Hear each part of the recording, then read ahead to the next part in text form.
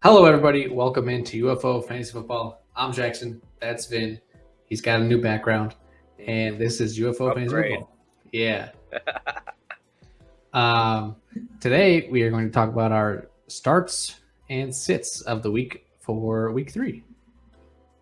Crazy games this past weekend. A lot of comebacks. Yeah, I don't think we're going to see the same kind of production that we saw this past week. You never know, but You never know. Some 40 burgers and 50 burgers there from some guys. So a lot of them. I think I saw 60 in certain leagues. Really? Yeah, I think Tua hit 60 in one of them that I'm in. Wow. That's with little weird scoring, but still, I had him on the bench. Ooh. I still won though, so it's fine. Okay. All right. Let's just get right into it with our quarterback starts of the week. Who you got? Start of the week for quarterback, I've got Mr. Kirk Cousins with a bounce back game against the Lions. I do think that there's going to be a theme here. Basically, anybody in a Lions game feels like they should be started. I agree. But, obviously, Kirk Cousins, he's not playing in prime time this week. Yeah. And he gets a nice secondary, a bad secondary to bounce back on. So I like that. Jefferson, Thielen, Cook, all these guys I think are going to be able to light it up. Whether they get up big early on or need to come back later, I think they're just going to be thrown all over the place in a dome. So rivalry game too. Yeah, and I see the Vikings winning this one, so I like Cousins. I feel like it's going to be a close game, and maybe that's just because Detroit's been in 2 close games already. Mm-hmm. I'm sure it will be. I could see 34-31 type situation, Yeah. So. Me too. My start of the week is going to be Matthew Stafford against that abysmal Cardinal secondary. Everyone's just torching them. And you have Cooper Kupp. Like, I don't even want to think about what Cooper Kupp's going to do to that defense. And then Allen Robinson getting a little better. Not great, but still kind of ugly, but he got in the end zone. Yeah, Higbee's there for like emotional support, basically. Oh yeah. And I don't know about him a little later on. Yeah, their running backs just not doing super hot. Right. I think Stafford's a smash play this week. All right. How about some running backs, Finn? My 2 running backs are actually going head to head this week. So I got David Montgomery and Dameon Pierce as my 2 running backs. Not as obvious as some of the main guys out there, but just for some context, Houston is the 30th ranked team in rushing yards allowed per game at 163, getting slashed by the Colts. And doesn't seem as obvious, but the Broncos actually ran on them a little bit too with Javonte and Gordon. And Chicago is last with 190 yards allowed per game after Aaron Jones destroyed them this past week. Each of these guys, Pierce and Montgomery, both got 15 carries last week. And really seemed like the main dude in each of their backfields. Pierce finally kind of getting out of that Rex Burkhead shadow from week 1, which was, I think, just an anomaly there. Both have some like limited activity in the passing game, but I could easily see 80, 100 plus yards rushing and a touchdown for each in this type of a game, which I think will stay competitive, so both will be able to still run the ball and not feel like they need to throw to catch up. And I just see a lot of yards on the ground as like the main way both of these teams can move the ball. So both are reasonably affordable on DraftKings too, kind of I think in that 5,000 to 6,000 range as well. So I'm trying to grab at least one of those guys in my last week. Yeah, I like it, and they're getting Pierce more involved, like they said they would. Mm-hmm. So I need to drop Rex Burkhead, is what I'm hearing. I think so. Yeah, it's fine. My 2 running back starts of the week, I got Dalvin Cook and Clyde Edwards-Helaire. For Dalvin Cook, he started slow, but he was a top 5 draft pick in fantasy for a reason. I think he's going to turn it up. I think if he can do it against anyone, it's probably the Lions. Mm-hmm. Defense it's not great. We just talked about it. It's perfect for fantasy. It really is. The perfect for fantasy. You just want everyone in those high scoring games. Hmm. And then as for Clyde Edwards-Helaire, he's going against the Colts, and Jacksonville just shut out the Colts. So I have a pretty good feeling the Chiefs are going to be pretty far ahead of them, and they're just going to run the ball a crap ton towards the end. Maybe an Isaiah Pacheco sighting then, because if they're going to be up so high. Just like week 1. Yeah, I know. Yep. But I mean, CH, he killed it week 1 too. He had like 2 touchdowns, I think. Yep. Receiving. Mm-hmm. So I think he'll be involved, and I think they're going to smash. Yep. Which I can't believe the Colts are getting destroyed like that. Matt Ryan, oh man, I should be better. I almost like feel bad for him. I mean, to be fair, they didn't have Pittman or Pierce. True, but I mean, you can't rely on two guys. And to only give Jonathan Taylor, I think, like 10 touches. Yeah, that was insane. It's just mind-boggling. Like, it's so obvious. Don't get me started. It just doesn't make sense. Why would you not give him the ball like every single play? I mean, of the best players in the entire NFL, and you just don't use them. Doesn't make any sense. But let's digress. Your wide receiver starts the week. Yeah, so my first one is Amari Cooper, coming off a 10-target game and a touchdown, and he is facing the Steelers defense on Thursday night, who ranks third worst in passing yards allowed per game, including a game against the awful New England Patriots offense, making Mac Jones, Jacoby Myers, Nelson Aguilar look like the Bills. I mean, it just wasn't good. And, it's just one of those games where I just see Amari Cooper going over the middle and just catching a ball like for 11 yards, like every single possession at least, So the pressure on the quarterback just wasn't the same for Pittsburgh without Watt. So Brissett probably will have a little more time than you'd think typically would have against a Steeler pass rush. So I'm going Cooper with the start there. My other guy is, just continuing that theme, Adam Thielen, who I don't really like necessarily on a season-long basis, but again, this week, versus Detroit, it wasn't impressive, but he did lead the team in receiving yards this past week. Kind of got a lot of garbage time catches there, but I think he saw 7 targets this past week. But I just think it's one of those ones they're going to be airing it out, like I said, all day long. Detroit's allowed the 6th most passing yards per game. So I just see a bounce back, and I see Thielen getting in the end zone there. I could definitely see it. I think it's pretty likely, actually. Yeah. As for mine are a little more obvious. I got AJ Brown, who that connection with Hurts, it seems to be there. It was a little slower this week, and even then, he still put up a decent amount of points. Yep. I think that Eagles team is pretty dang good. I think better than most people thought going into the season. And Eagles Bills Super Bowl. I could almost see it. Overreaction a little bit, but I could. I know. But I'm happy to have that Hurts and AJ Brown stack on my team. Mm-hmm. I got that in one league. I got that. Yeah, I'm 2-0. So, my other guy, I got Amon-Ra St. Brown. Again, it's that same game. He's like almost. I think he's setting some records for like the most like points by like a certain round receiver in 2 games, something like that. Yeah, hasn't he gone stat. Like going back to last season? It's like 8 games with like 8+ receptions, or like he's caught a touchdown in 7 of his last 8 games. The stats are just absurd. Yeah, he was like in a category with just Antonio Brown and like another top tier receiver, and it's just like, it's not going to stop. Yeah, right. It's not going to stop, and especially if we're looking at what the Eagles just did to the Vikings, Amon-Ra St. Brown's going to do that too. It's that simple. Yep. Well, my tight end start of the week. Yes, sir. I got Mr. Tyler Higbee here.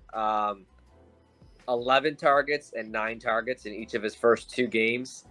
And, a unique stat that's always interesting each year is that, the team that allows, a lot of yards to the tight end, kind of those teams, those defenses, they just don't match up well. Their linebackers don't match up well against those tight ends, and it's kind of something that you see a trend throughout the season.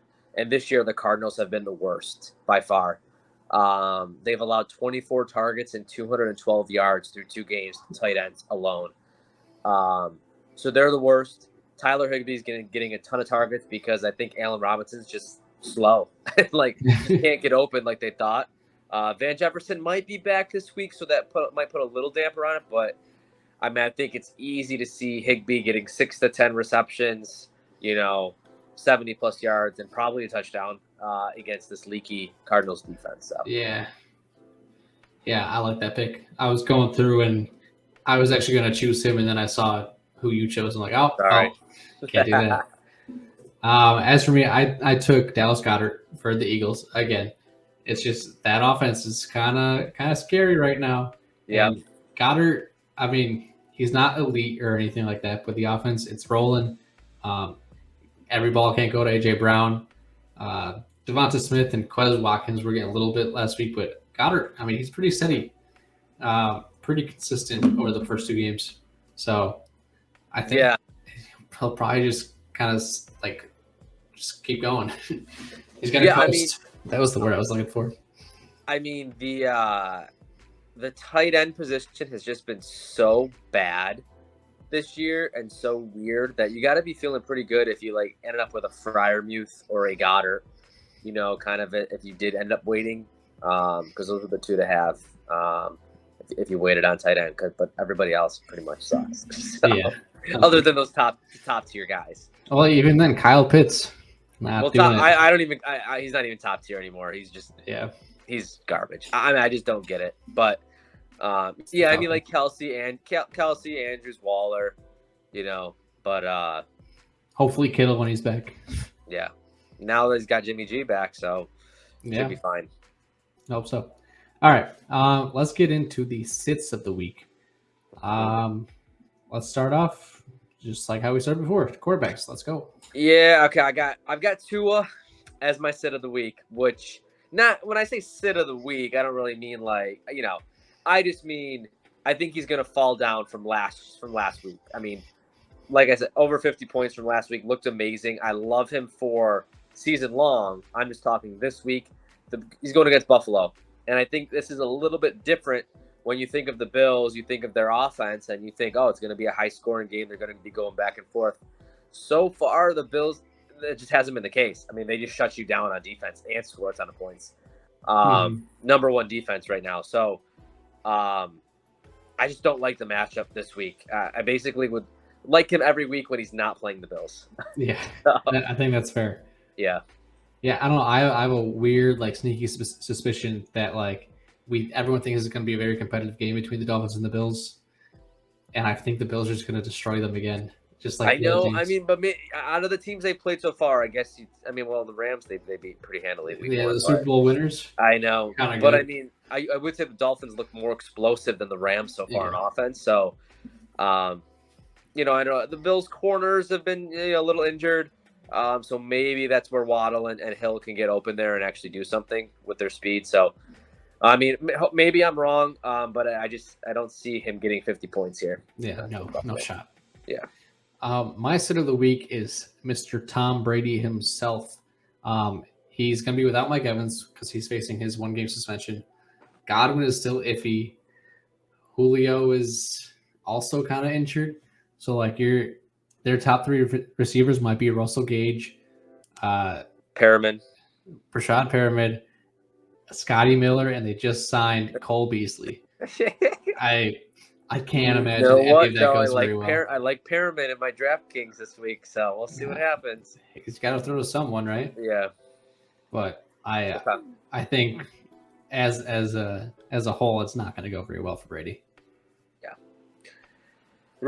Running back wise, my sits are 2 pretty big names. Again, you might not be able to sit these guys, and I get it in your season-long leagues, but on a week-to-week basis, I don't see these guys doing well this week. First one's Najee Harris versus Cleveland. Cleveland's 4th in rushing yards allowed per game through 2 games this year. And the Steelers' offense just looks awful. Just looks really bad. Mitch can't go downfield. I saw a report today that he says he wants to go downfield and he likes to go downfield, but so far he's shown he has not been able to do it. Maybe it's play calling. I don't think it's a combination of both, but I would say Harris doesn't look especially explosive so far this year either. So it's not like he's making plays in spite of the offense. So I'm just going to back off Harris for at least this week. And then my other running back is Aaron Jones, who, again, looked amazing last week, just destroying the Bears defense. I mean, it was unbelievable seeing the holes that he was running through. But he's playing against the Bucs this week. Bucs have a stout defense, top 10 in rushing yards allowed. And kind of just feels like almost like a Tua situation where it was so good last week. The Bucs are going to zone in on stopping Aaron Jones, given the Packers receiving core there, and I just don't think they're going to let Aaron Jones beat him. So I see a little regression from that standpoint. But so that's my 2 cents. I can see it. Would you also say AJ Dillon? Yeah, I wouldn't be seeking out AJ Dillon to start, even though I think he might get a little more exposure than he did last week. But I just don't. I'm not banking on the Packers rushing attack this week, even though I like it overall. Yeah, I think it's a fair assessment, just because the Bears to the Bucs is a very big difference. Mm-hmm. Oh yeah. All right, my sits for running back. I have Breece Hall. He just hasn't really proven himself a whole lot yet. Less than 10 attempts, I think, on the ground, both the first 2 weeks. Mm-hmm. I don't really see that changing. He did score last week. He did, but I believe that it was through the air. I think so. Yeah. Yep. Yeah. So I mean, at least he's involved in the passing game. I'll give him that. But I don't want to start him. I didn't really want to draft him either. But I think second half of the year they're going to give him more touches. He'll be better. He'll be better. I think it'll take a while to get there. Yeah. But I mean, the Jets actually look pretty good. So who knows? I got Garrett Wilson in my dynasty there, and I got him in a couple best ball leagues. Nice. I got one league with Drake London and Garrett Wilson, and they're both like killing it for me so far. So very nice. Yeah. My other running backs of the week, I got Ezekiel Elliott. He's not producing. He's done. Toast. I wouldn't go that far, but I mean, especially like without Dak there, I don't know. It's not the same offense that it could be, I think. Man, he averaged less than 6 points a game so far, and that's full PPR. Pollard put up like 20 last week, I believe. Yeah, Pollard looks pretty good. Yeah. And, I mean, I would say Cooper Rush looked better than I thought he was going to look. That's true, yeah. But, yeah, I don't know. Yeah, and one of the things is, like, Zeke was always kind of the goal line back, but they put Pollard in there. So, like, it's not – he doesn't have, like, that, like, 100%, it's going to be Zeke. He doesn't have the goal line monopoly anymore. So it's a little risky now. Yep. All right, who are your wide receiver sits? Wide receiver sits. I've got I don't like this. Courtland Sutton, your boy there. I mean, with Judy going out last week, he was the main guy in town. He did get kind of target funneled last week by Russ, but Niners defense number 1 against the pass. As far as passing yards allowed per game. And Russell Wilson and the Broncos offense just look bad and boring. And, like, they just can't get it going. We were talking about it beforehand. I mean, we're hoping that things pick up later on once you build some rapport with the receivers and Nathaniel Hackett kind of gets things figured out, hopefully. But, yeah, he's got to figure this out fast. I don't know. I mean, it just something doesn't look right. I don't know. So I'm going to stay away from Sutton. As being like that main target. I just think it's gonna be ugly again, honestly. And then I got DJ Moore as my other set. I started him in our main league there last week. Luckily he got the touchdown to save his day. It's just another one of those things I just don't quite get why you can't throw him the ball. He's your best player. I guess they got McCaffrey, but he's their best, clearly number 1 wideout. Been getting 90+ receptions a year for the last couple of years. And it seems like Baker can't throw it to him, or he keeps going to Robbie Anderson. And it's just weird. Yeah, strange. It's gross to watch it. It's like slow motion. And it just seems like the ball just can't get to him, and they're not focused on him, So I'm gonna back off a DJ Moore, and I believe he's playing the Saints this week as well, who have a pretty kind of under the radar but always good defense. And we're kind of shutting down Tampa this past week for a while till the end there. So yeah, I'm gonna sit DJ Moore if I can. Yeah, I agree with that. He's just kind of the same old guy. Mm-hmm. People thought he might be different with Baker, but he's really not. I mean, DJ Moore's good though. He just didn't score touchdowns. He is. I mean, he's DJ Moore, and that's like. I mean, I was signing up when I drafted him for like 90 receptions, 1,100 yards, and 5 touchdowns, even though it should be 10 touchdowns, right? Yeah. And then you think, okay, Baker's better than Darnold, so here we go. I thought, but I mean, I don't know. Baker doesn't really look that great either. No. So. All right. My assist of the week for the wide receiver position would be Juju Smith-Schuster. I find it hard to start any Chiefs. You never know who they're throwing to. Plus, they are playing the Colts like we mentioned before. So I think they're just going to be up really fast. And then they're just probably going to run the ball. That's why CH is the start of the week. And Juju, he's averaging like 8 full PPR points a game. That's not going to do it. I mean, maybe if you really need to in a flex, but I would pivot. I'm sure you could find upside somewhere else. Yep. And my other guy, Scary Terry McLaurin. The emergence of Curtis Samuel and Jahan Dotson out of nowhere kind of puts a damper on Terry. I know the first week we never really touched on it, but he was having a really bad day until he got like a 40-yard touchdown right at the end of the game. Yeah, that saved his day. Like he was probably going to get just like under 5 points if that weren't the case. Yeah, and it's kind of the same. Like Carson Wentz is throwing. It's like he's spreading the ball around, and Terry's not like just the go-to guy anymore.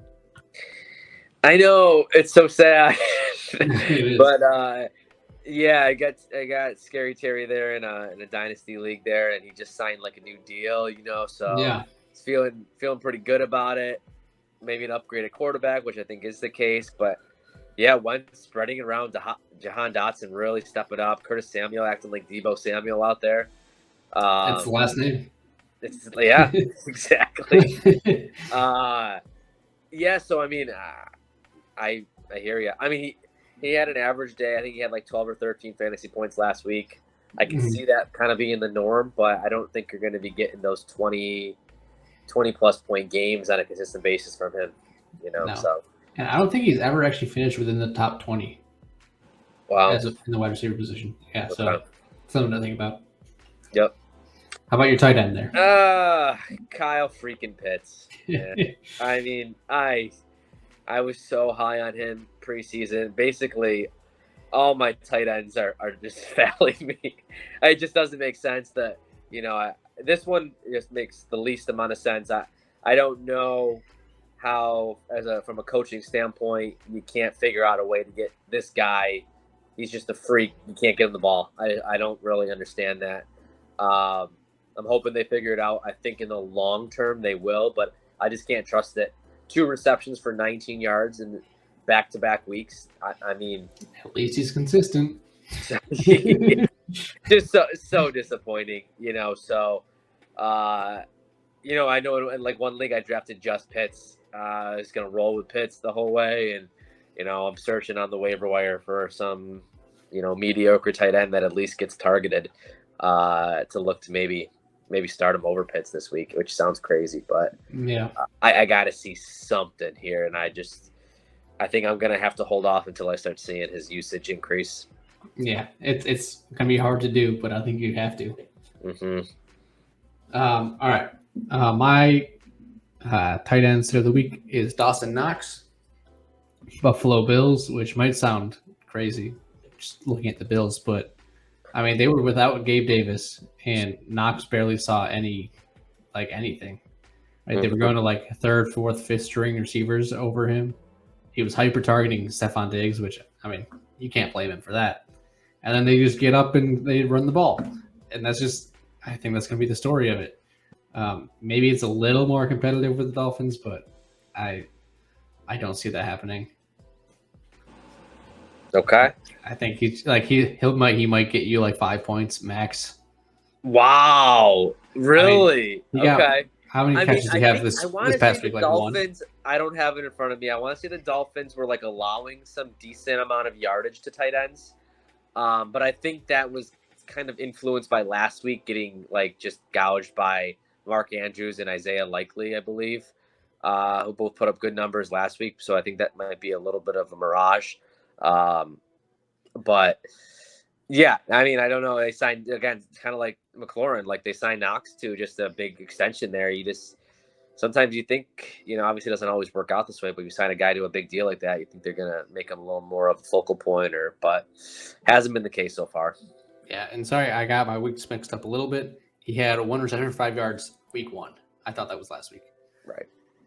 But still, he's averaging like 4 points a game. You don't want that. I mean, it's better than Komet and Pitts, but yes, it is. I mean, it's just really hard to predict tight ends at this point. Yep. You want one of those top guys, or you're just kind of screwed. For sure. Yeah. All right. Well, that's gonna do it for this episode. Thank you for tuning in. We will be back next week. So until then, see you.